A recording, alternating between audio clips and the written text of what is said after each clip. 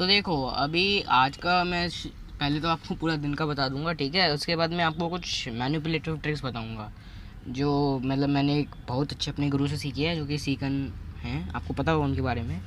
उनके 3 million subscribers के करीब हैं।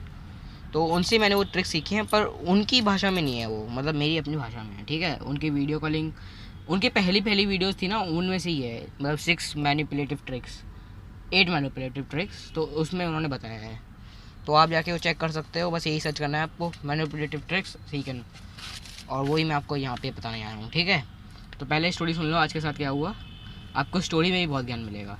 चलो स्टार्ट करते हैं फिर। 18 मार्च 2021। तो आज मैं जल्दी नहीं उठ पाया था क्योंकि शायद रात में सोया नहीं था, अगर आपको स्टोरी कल की पता होगी तो। और अब मैं 8:30 पर उठा था और स्कूल था 9:30 बजे। तो अब मेरे को बहुत जल्दी रेडी होना था और स्कूल गया, मतलब रेडी हुआ बहुत देर में और फिर मैं स्कूल गया। मेरा आज भी मन नहीं कर रहा था स्कूल जाने का, पर स्कूल जाना था क्योंकि ना मुझे फुल अटेंडेंस चाहिए इस बार, ठीक है। तो आप लोग की मदद करना, ठीक है, कैसे मैं पा सकता हूँ फुल अटेंडेंस। तो अब 9:30 बजे उठा था, मतलब 9:30 बजे तक रेडी हो गया था, और अब मतलब स्कूल जाने का मन नहीं था, लेकिन अगर स्कूल जाना था साइकिल से जाना था। तो मैंने पापा को बोला वो चीज़ कि मेरे को जाने दो, पर पापा इस बार कन्विंस नहीं हुए। अब मैंने कल ही वो सीकन की वीडियो, परसों सीकन की वीडियो देखी थी, ठीक है। मतलब मैं कल वो आपको समरी देना भूल गया था, तो मैं आपको आज समरी दे दूंगा। और उसी समरी में बताया गया था, उसमें 3 प्रिंसिपल मैंने अपने पापा पे इस्तेमाल किए थे, और वो काम करते हैं, वो भी मैंने टेस्ट कर लिया। और उसकी वजह से मेरे को जाने दिया, और फिर मैंने पापा से बोला कि कल मैंने आपको कैसे उल्लू नहीं बोल सकते, लेकिन मतलब कैसे आपको मैं ट्रिक किया।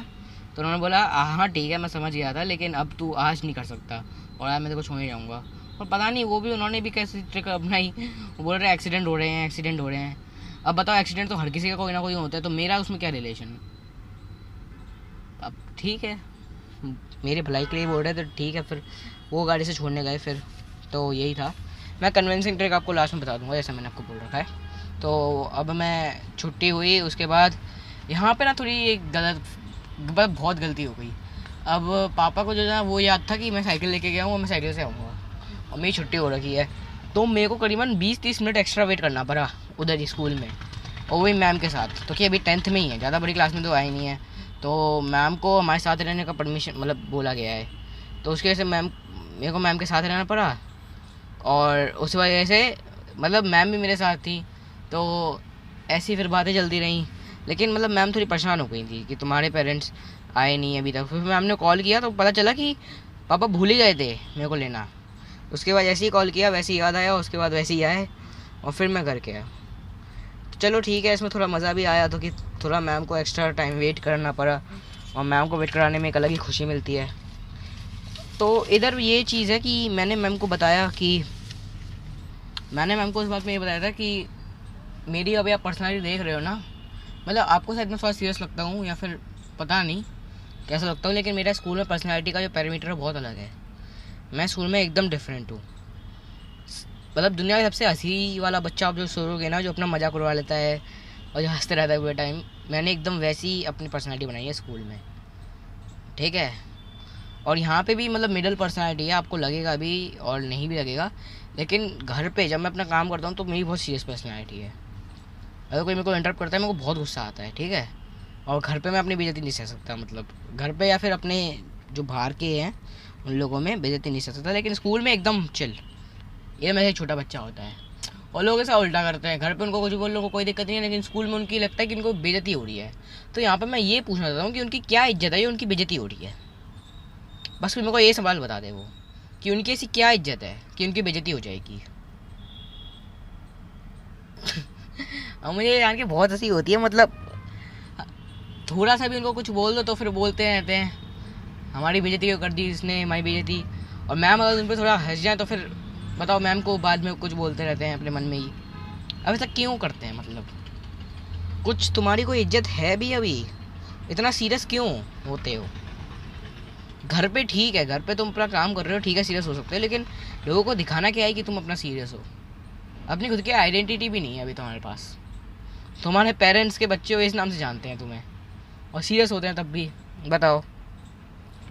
और ऐसे सीरियस होंगे लेकिन पता नहीं कितने बड़े बन गए हैं, और मजाक उड़ाएंगे उन बच्चों का जो सीरियस नहीं है।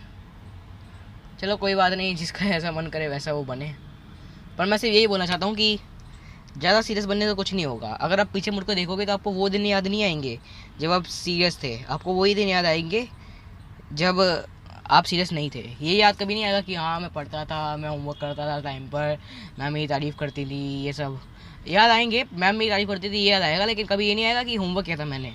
ये याद आएगा कि मैं शायद शरारत की है, कैसे मैं पिटा हूँ और कैसे मैंने मतलब कैसे मैं हंसता रहता था, वही चीज़ याद आएगी। और लोग इसी चीज़ को अभी मिस कर रहे हैं, इस जो अपनी स्कूल लाइफ अभी चल रही है। तो ठीक है, इतने भी सीरियस लोग हैं जो अपने आप को बहुत बड़ा समझते हैं, मैं उनसे यही बोलना चाहता हूँ, तुम अपने आप को बड़ा वैसे भी दिखा सकते हो, लेकिन इतना सीरियस मत रहो स्कूल में। स्कूल में सीरियस रहने की कोई ज़रूरत नहीं है, ठीक है। तो यही था वो ज्ञान, आपको थोड़ी मोटिवेशन भी मिल गई हो तो अच्छा ही है फिर। तो बस जो लोग अभी भी मेरी बात को अपोजिशन कर रहे हैं, उनसे मैं कमेंट में सिर्फ एक चीज़ पूछना चाहता हूँ कि सीरियस होकर क्या होगा। और कुछ लोग ये भी होते हैं, बहुत रिजिड होते हैं, मतलब अगर आपने उनको कुछ चीज़ बोल दी तो वो उसी चीज़ को पकड़े बैठ जाएंगे और बिल्कुल उनका मतलब चेंज ही नहीं होंगे, अपने आप को कुछ ही उत्साह समझते हैं, ठीक है। वो भी उनकी मतलब ईगो से कनेक्टेड होता है कि मैंने ये बोला वो सही बोला और तू ये बता कि तूने पहले बोला था वो गलत क्यों बोला। यही चीज़ को पकड़ के बैठ जाते हैं, मतलब एकदम शुरू से जैसा उनको फर्स्ट इंप्रेशन दोगे वैसे ही वो सोचते हैं लास्ट इंप्रेशन भी वैसे ही है। इन लोगों को बोलता है कंजर्वेटिव्स, और कंजर्वेटिव सबसे ज़्यादा ख़राब लोग हैं मेरे हिसाब से। और ऐसे होते हैं स्कूल में, इतनी मैक्सिमम जो आप देखोगे जो आपको लोग बड़े बड़े लगते हैं, जो ऐसे बोल्ड टाइप के होते हैं, सब कंजर्वेटिव होते हैं। थोड़ा सा भी चेंज हो जाए तो उनमें मतलब शक्ति नहीं होती अंदर से बिल्कुल भी, लेकिन दिखाते कुछ और हैं।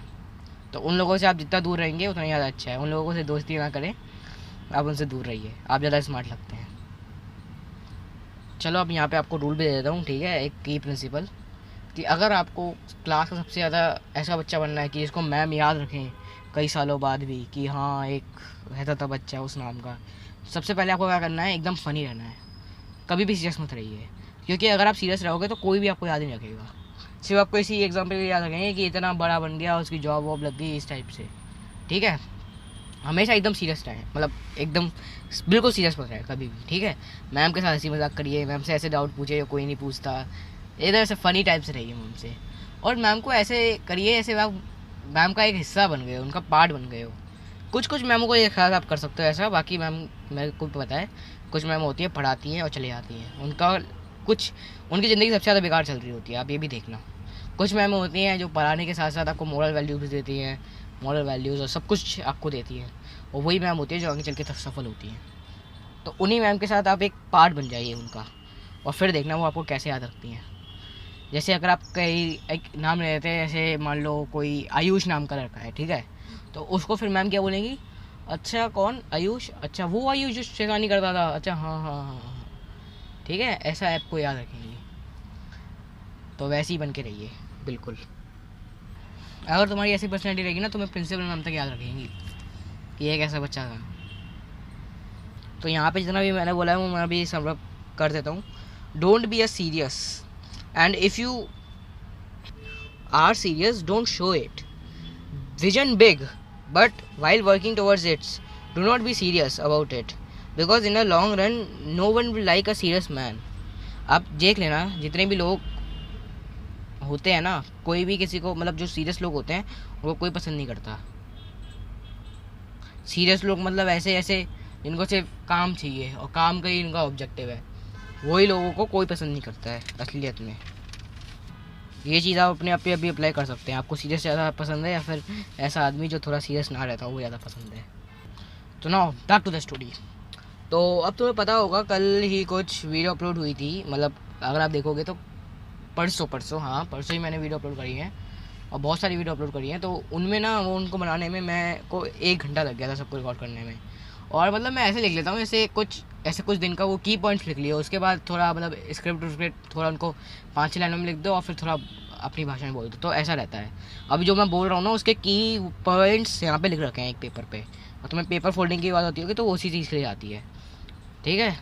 बुरा मत मानना अगर मैं ऐसा करता हूँ, तो मेरे माइंड में ऐसा कुछ याद नहीं रहता, तो ठीक है। तो ऐसे ही रहता है। तो उसमें मेरे को 1 घंटा लग गया था वीडियो बनाने में, और फिर वो पोस्ट हुई, ठीक है। उसके बाद मैंने फिर जल्दी खाना खा लिया था, तो 6:30 बजे खाना खा लिया था, और 7 बजे फिर मैं पार्क चला गया था।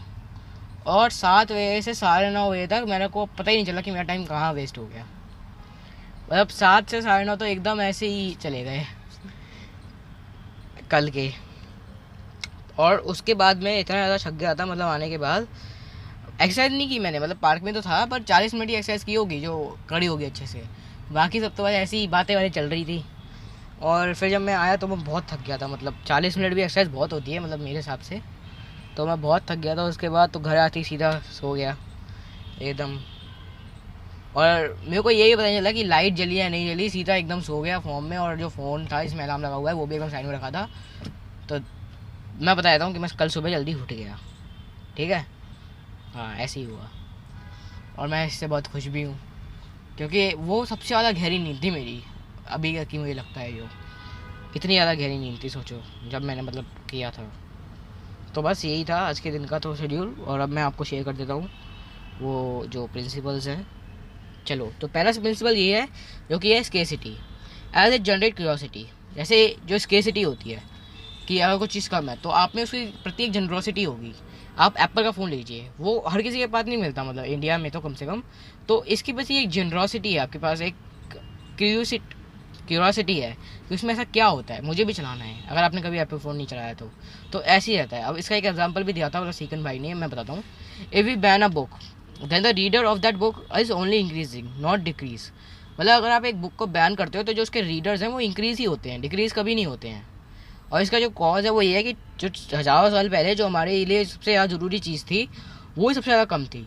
तो जो हमारा दिमाग है उसने एक अट्रैक्शन बना लिया है जो चीज़ कम है उसके प्रति।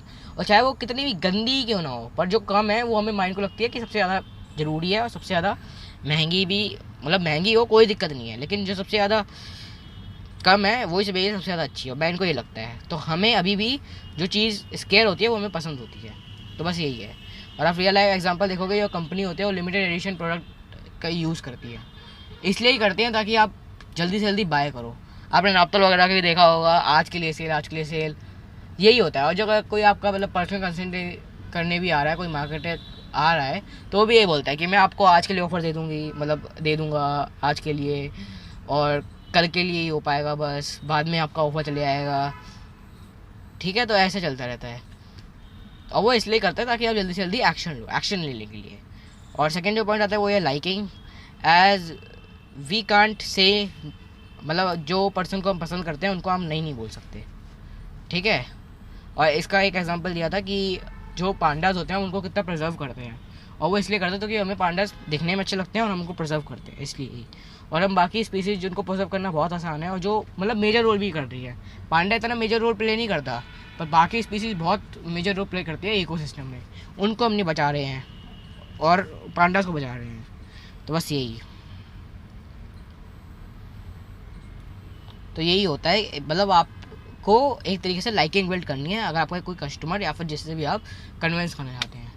तो अब लाइकिंग कैसे बिल्ड होती है वो देखते हैं। अब देखो लाइकिंग क्यों, पहले इसका रीज़न जान लो। क्योंकि लाइकिंग से लोगों को लगता है कि अगर कोई पिक्चर हमें अच्छा लगता है तो हमें ये लगता है कि वो मतलब हर चीज़ से अच्छा होगा, मतलब उसको सोचने में भी अच्छा होगा, विजन रखता होगा बहुत देर का। और लाइकिंग एक साइन होता है सिक्योरिटी और ट्रुथ का। मतलब अगर आप अच्छे हो तो आप एक तो सिक्योर आदमी हो, मतलब एकदम सिक्योर कर लो किसी भी चीज़ से, और सही आदमी हो जो आप अगर अच्छे दिखते हो तो। अब हाउ टू बिल्ड इट, ये बड़ा सवाल है कि आप सामने वाले को लाइकिंग कैसे बिल्ड कर सकते हैं। तो पहला टिप है work on your physique and your whole body. मतलब आप अपनी फिजिक पर वर्क करिए और अपनी जो बॉडी है उस पर वर्क करिए। सबसे बड़ा पॉइंट यही है लाइकिंग के लिए कि आपका फिजिकल अपीयरेंस क्या है। और आप क्लोथ्स वगैरह भी अच्छे पहन सकते हैं। है एक आपने यूट्यूबर देखा होगा, मतलब वो क्लोथ्स वगैरह के बारे में बताते हैं, उनका नाम याद नहीं आ रहा अभी। उनका मतलब बीबी, मतलब बियर, हाँ बियर है, और फिर बियर बाइसेप, हाँ बियर बाइसेप है उनकी चैनल का नाम, वो आपको दे सकते हैं मेरे हिसाब से। वो ऐसे ही प्रमोट करते हैं अपने चैनल को। तो यही है। और सेकंड जो पॉइंट है, we like the person who is relatable. ये सबसे ज़्यादा इंपॉर्टेंट है। अगर आप कोई कन्वर्सेशन कर रहे हो तो आप रिलेटेबल, जैसे आप किसी की भी वीडियो देख लो, आपको उन्हीं की वीडियो पसंद आती है जिसको आप रिलेट कर पाते हो। ये तो मेरे साथ भी होता है, तो मेरे साथ मेरी तो लाइफ बता रहा है। मतलब आप ऐसे प्रोडिक्ट कर सकते हो कि सामने वाला क्या बोलने वाला है, तो आप उन्हीं को पसंद करते हो ज़्यादातर। ठीक है, उनको ज़्यादा पसंद करते हो आप। और ये भी होता है कि अगर आप कोई बात करो तो वो भी रिलेट कर पाए तो आपको फिर वो भी पसंद आते हैं, और सामने वाले को भी यही इफेक्ट होता है जो आपको होता है। सबसे पहला रूल तो यही है, जो आपको पसंद है वो सामने वाले को भी पसंद है, ठीक है, इसके लिए मतलब ओवरऑल देखे तो। और थर्ड पॉइंट है गिव कॉम्प्लीमेंट। आप जिसको लोगों को अगर हम as we can see we also admire people that admire us, मतलब जो हमारी तारीफ़ करते हैं हम भी उनकी तारीफ़ करते हैं, आपने देखा होगा, ये बहुत ज़्यादा कॉमन है। फोर्थ, कॉन्टैक्ट और कोऑपरेशन, मतलब जैसे अगर आपका कितना कॉन्टैक्ट या कोऑपरेशन है उसकी लाइफ में, और आप कितने फ्रीक्वेंटली आप उसको दिखते हो, सबसे बड़ा ये चीज़ होती है। ऐसे कोई स्ट्रेंजर है उससे आप बात नहीं करोगे, पर अगर वो स्ट्रेंजर, पार्क का एग्जांपल लेते हैं, सब पार्क जाता रहता हूँ, तो अगर कोई स्ट्रेंजर मेरे को दिखेगा सबसे पहली बार पार्क आते हो तो मैं उससे बात नहीं करूँगा। तो चौथी बार, पाँचवीं बार डेली आ रहा है कोई पार्क तो फिर मैं उससे बात करूँगा कि आप डेली आते हो, ठीक है, ऐसे बात स्टार्ट होती है। तो आपको फ्रीक्वेंट रहना पड़ेगा उसके लिए। और जितनी भी वैसे MLM वाली कंपनियाँ होती है वो भी यही बोलते हैं कि आप अपने कस्टमर से फ्रीक्वेंटली मिलो, तो वो फोर्थ प्रिंसिपल का इस्तेमाल करती है इसके लिए, लाइकिंग के उस ग्रुप के लिए। और अब मैं एक और एग्जांपल देता हूँ इसका, पीपल शो, मतलब हमें जो हम देखते हैं टीवी पे वो हमें सेम ऐड दिखाते हैं, तो इससे क्या होता है, दो बेनिफिट होते हैं। एक तो हमारे माइंड में उसकी पिक्चर चली जाती है, जैसे ठंडा मतलब वो बोला सबसे फेमस, ठीक है, और मैगी 2 मिनट में मैगी, ये सब हमारी पिक्चर रेन हो जाती है। और दूसरा हम फेमिलियर हो जाते हैं, मतलब कोई अगर कोई पैकेट है मैगी से भी अच्छा है, ठीक है, तब भी हम मैगी ही लेंगे, क्योंकि हमें पता है कि मैगी सबसे अच्छा ट्रस्टफुलनेस है, इतने उसके ऐड आते हैं तो मतलब फेमस है वो लोगों के बीच में, तो ये सेफ़ होने की गारंटी देता है। ये वाला पॉइंट है कॉन्टैक्ट और कोऑपरेशन, ये सेफ़ होने की गारंटी देता है। सिक्योर। और फिफ्थ पॉइंट है कंडीशन एंड एसोसिएशन।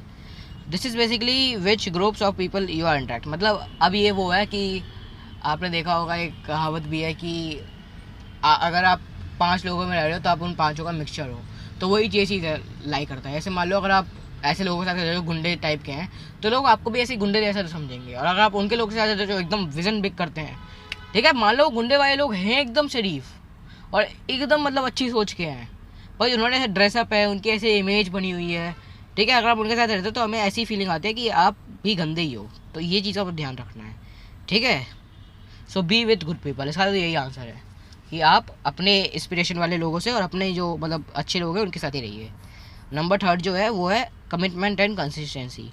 इसका एग्जांपल ये है कि अगर आप किसी आदमी से कोई छोटी चीज़ करने को बोलो और फिर बाद में उससे कोई बड़ी चीज़ करने को बोलो तो वो ऐसा कर देगा, पर ये इसमें एक चीज़ होती है कि इससे बहुत बड़ा मतलब बहुत ज़्यादा टाइम लगता है इसमें, पर ये इफेक्टिव सबसे ज़्यादा होती है। जैसे आप देखो, if you say a person of doing a small thing and he will also do a big thing. Okay, cause क्या है, we like to be are on our words, मतलब अगर हमें अपने वर्ड्स पे खड़ा होना पसंद है, और ये ऐसा होता है कि शुरू से जैसे हमने कोई वादा किया है तो हम उसको निभाते हैं। ऐसे मूवीज़ वगैरह आपने देखा होगा, वादे की ऐसी सारी लड़ाइयाँ होती हैं तो वो ऐसे ही चलता रहता है, तो यही होता है। जैसे रियल लाइफ एग्जांपल है, पीपल ओनली ज़्यादातर क्या बोलते हैं कि अगर कोई बहुत बड़ा आदमी है तो आप अच्छी अच्छी बात ही बताएगा आपको, ये तो आपने सबको देखा होगा कि आप अपनी अच्छी बात ही बताते हैं सामने वाले इंसान को, कभी बुरी बातें नहीं बताते हैं। और इससे क्या होता है, आपके माइंड में क्या होता है कि मैं अच्छा हूँ, ये भी आपके मन में कंसीव होता है कि मेरे इतनी अच्छी अच्छी क्वालिटी हैं तो मैं तो बहुत अच्छा हूँ, तो आप इससे अच्छे ही बनते जाते हो। और जबकि आप अपने आप को क्या बोलते हो कि मैं गंदा हूँ, मैं ये हूँ वो हूँ, तो अगर फिर आप ये सब बोलते तो आपके मन में और ज़्यादा ख़राब थॉट्स आते रहते हैं। तो अगर आपको इस प्रिंसिपल का इस्तेमाल करना है, इसका कमिटमेंट और कंसिस्टेंसी का, तो आप अपने मन में आप अच्छी अच्छी चीज़ें बोलते रहिए, मैं फिट हूँ। ये अफर्मेशन में भी सबसे ज़्यादा यही लाया करता है, ठीक है। अफर्मेशन बहुत बड़ा वर्ड है, सो बहुत हाइप कर रखा है, ये समझ लीजिए, अच्छी बातें बोलिए अपने आप से, बस यही है अफर्मेशन, और फुल विश्वास के साथ बोलिए। चलो चौथा पॉइंट देखते हैं, authority. Authority is we follow doctor without knowing that doctor is wrong और राइट। अगर हम किसी डॉक्टर के पास जाएंगे तो हम उसको फॉलो कर लेंगे, चाहे वो हम ये देखे बिना कि वो डॉक्टर सही ही बोल रहा है या गलत बोल रहा है। मतलब अगर आपको इन्फेक्शन नहीं भी है और वो डॉक्टर बोलते हैं कि आपको ये इन्फेक्शन है, तो भी आप इसको विश्वास कर लोगे, क्यों, तो कि उसके पास एक अथॉरिटी है, मतलब आपको ये भी ट्रस्ट का ही होता है, मतलब आप उस पर ट्रस्ट कर सकते हो और उसके पास अथॉरिटी है। तो बिकॉज हमें बचपन से बताया जाता है कि जो लोग बड़े हैं, जो बड़े देखते हैं, उनको एडमायर करो, तो हमारे मस्तिष्क में बात घुस चुकी है जो लोग बड़े हैं वो सही है, ठीक है, तो ये इसलिए ही आता है काम। तो अब क्वेश्चन आता है कि हम अपनी अथॉरिटी कैसे बढ़ाएं। तो सबसे पहले होता है टाइटल, जैसे अगर कोई इंजीनियर है ठीक है, ऐसे कई लोग अपने IITN लिखते हैं अपने इंजीनियर प्रोफेशन में, तो वो इसलिए लिखते हैं ताकि आप उन पर ट्रस्ट कर सकें कि आप IIT से इंजीनियरिंग की हैं। तो एक विश्वास, एक फेथ बनता है कि वाह आप मतलब अच्छे ही होंगे। सेकंड होता है क्लोथ्स। क्लोथ्स फिजिकल अपीयरेंस वाला पहला पॉइंट जो कि मैंने बताया था, ठीक है, वो मतलब पहला नहीं दूसरा पॉइंट लाइकिंग के जो उसमें था। थर्ड है ट्रैपिंग। ट्रैपिंग मतलब और जो भी चीज़ें हैं, ऐसे वो बड़े बड़े बिलियनियर्स या फिर मिलेनियर्स भी होते हैं, वो अपने बारे में बताते हैं कि मेरे पास ये गाड़ी है, ये फ़ोन है, ये मैं ये सब यूज़ करता हूँ। क्यों बताते हुए ऐसा, ताकि टाइटल, तो क्या आप उनकी बात सुनो, अथॉरिटी क्रिएट करने के लिए। वो आपके बारे में अपने फैक्ट्स बताएंगे कि मैंने ये अचीव किया है, मैं ऐसे नंबर 1 पे हूँ, कोई वर्ल्ड रिकॉर्ड भी पा रखा है, कोई रिकॉर्ड है मेरा ऐसा। क्यों बताते हैं, इसलिए ताकि आप उन पर बिलीव कर सको। और अब है social proof. People stare things when someone stare also. तो इसका सबसे बेस्ट एग्जांपल वो आपने देखा होगा, वो जो एग्जांपल, वो जो मंकी वाला एग्जांपल है, संदीप महेश्वरी, वो जो उन्होंने वीडियो में अपने भी डाला है कि अगर आपको, वो जो एक बंदर था उसको पानी फेंकाया था, तब वो ऊपर चढ़ रहा था, तो अब सब बंदे उस बंदे को रोक रहे थे जो ऊपर जा रहा था।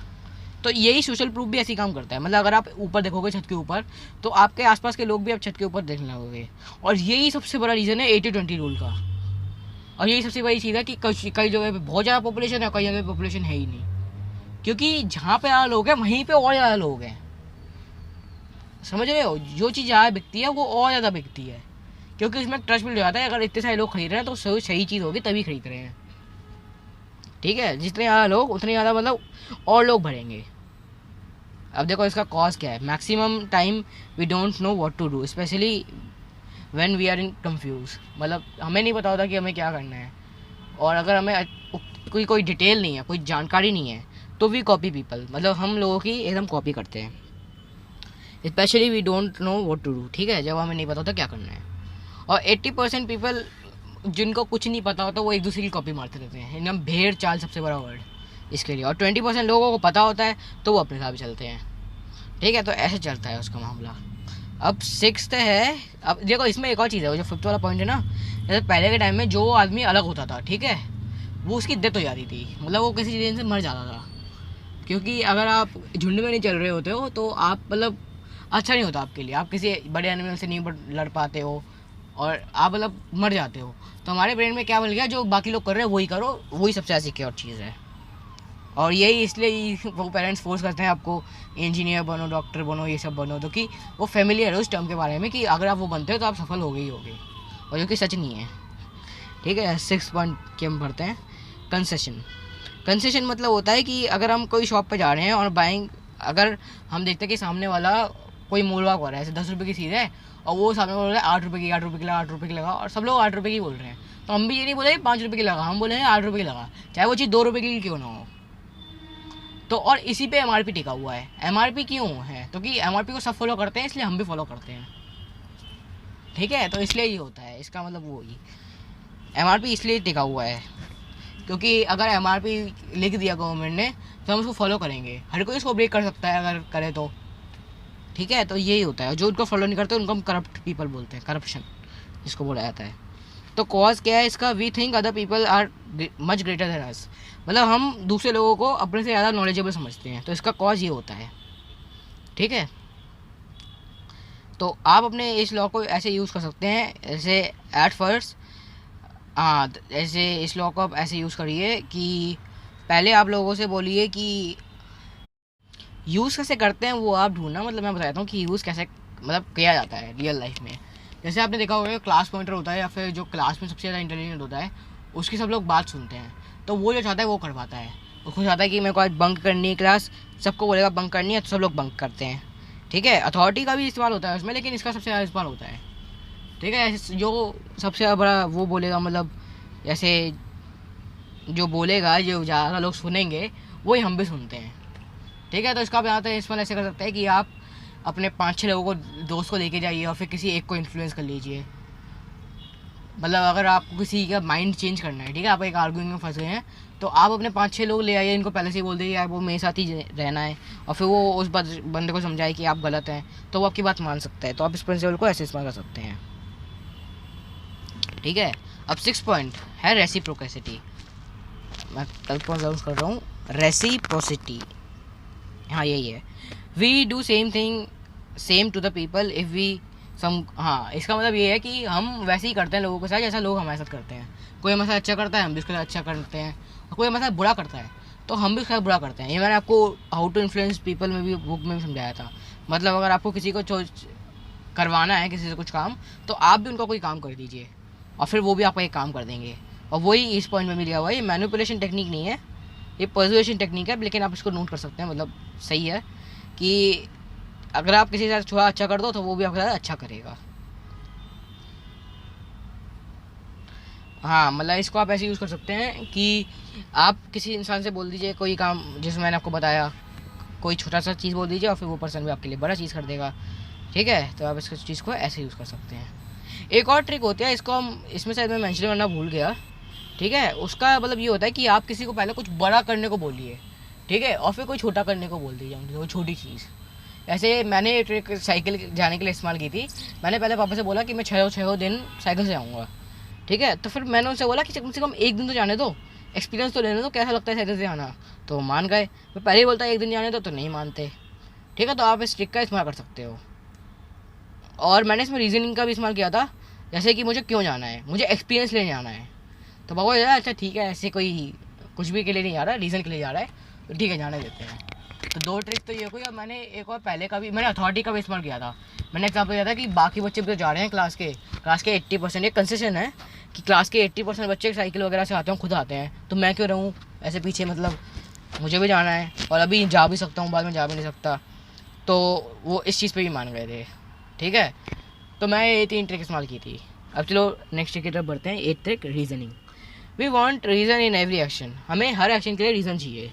इफ़ वी, मतलब इसका एक एग्जांपल दिया था कि अगर आप मतलब तेज़ी में हो, ठीक है, स्कूल या हॉस्पिटल जाने के लिए, तो अगर आप उनसे बोलोगे कि आप किस लिए हो, जैसे मेरे को स्कूल में जाना है या हॉस्पिटल में जाना है, मैं इसलिए जल्दी में हूँ, तो सामने वाला आपको रास्ता दे देगा। और ये हर बार करता है वर्क, अगर आपके पास कोई रीज़न हो तो। और इसका कॉज इसलिए तो कि फर्स्ट 1000 ईयर्स एगो हमें कोई ना कोई रीज़न चाहिए होता था, और अगर कोई इसका रीज़न नहीं होता था तो हम मुसीबत में फंस जाते थे। कोई अगर बिना रीज़न के कोई काम करोगे आप, तो आप मुसीबत में फंस जाओगे। तो इसलिए हमारा ऐसी ट्रिक हो गया है कि रीज़न नहीं मिलेगा तब तक मैं कोई काम नहीं करूँगा। You have to try of asking the first at least try. हाँ, मतलब इसका ये है कि पहले आप उसको रीज़न बताएं, तो आप पहले ही घबरा जाते हैं। इसको एक बार बता दीजिए, झूठा रीज़न बता दीजिए, पर ट्राई तो करिए। अगर नहीं सुन रहा ठीक है, फिर आप ट्राई मत करिए, लेकिन एक बार ट्राई तो करिए कि वो सुन रहा है या नहीं सुन रहा। तो इसका लास्ट पॉइंट का यही है कि always give reason for your work. जो आप काम करना चाहते हैं उसका रीज़न दीजिए और सामने वाला आपकी बात सुनेगा। ठीक है, तो यही था इसका पॉइंट। हमें मतलब हम सोचते हैं कि आपको समझ में आ गया होगा। शुक्रिया।